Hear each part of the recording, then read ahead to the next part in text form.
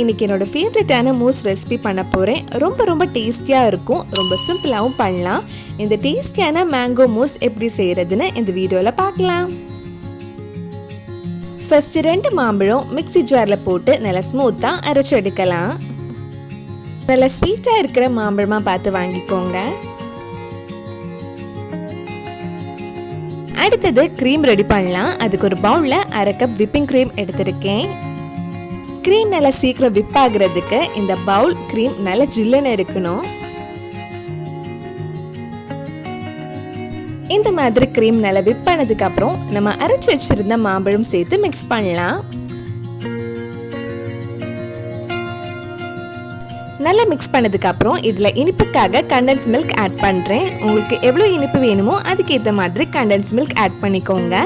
மாம்பழம் ரொம்ப இனிப்பாக இருந்தால் கம்மியாக கண்டென்ஸ் மில்க் ஆட் பண்ணால் போதும். கண்டென்ஸ் மில்க் வீட்லேயே ரொம்ப சிம்பிளாக ஈஸியாகவே செய்யலாம். அதோட லிங்கும் கீழே டிஸ்கிரிப்ஷனில் கொடுத்துருக்கேன்.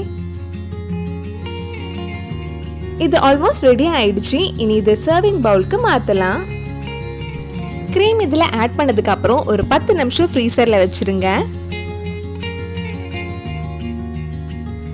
இது ஒரு 10 நிமிஷம் ஃப்ரீசரில் வச்சு எடுத்திருக்கேன். மாம்பழம் ஆட் பண்ணாத விப்பிங் க்ரீம் கொஞ்சம் எடுத்து வச்சிருந்தேன். அது அழகுக்காக ஒரு லேயர் ஆட் பண்ணலாம். இதுக்கு மேலே சின்னதாக கட் பண்ண கொஞ்சம் மாம்பழம் வச்சா நம்ம டேஸ்டியான மேங்கோ மூஸ் ரெடி ஆகிடும்.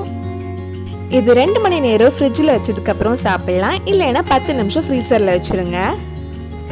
நம்ம டேஸ்டியான மேங்கோ மூஸ் ரெடி ஆயிடுச்சு. கண்டிப்பாக நீங்களும் இந்த மூஸ் ரெசிபி உங்கள் வீட்டில் செஞ்சு பாருங்கள்.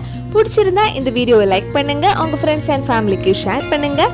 வேறு என்னெல்லாம் டெசர்ட் ரெசிபி நம்ம சேனலில் ட்ரை பண்ணலான்னு கீழே காமெண்ட் பாக்ஸில் சொல்லுங்கள். நீங்கள் இன்னும் என்னோட சேனலை சப்ஸ்கிரைப் பண்ணலைன்னா மறக்காமல் சேனலையும் சப்ஸ்கிரைப் பண்ணுங்கள். கூடவே அந்த பெல் ஐக்கனையும் ப்ரெஸ் பண்ணால் நான் புதிய வீடியோ போட்ட உடனே உங்கள் ஃபோனுக்கு நோட்டிஃபிகேஷன் வந்துடும்.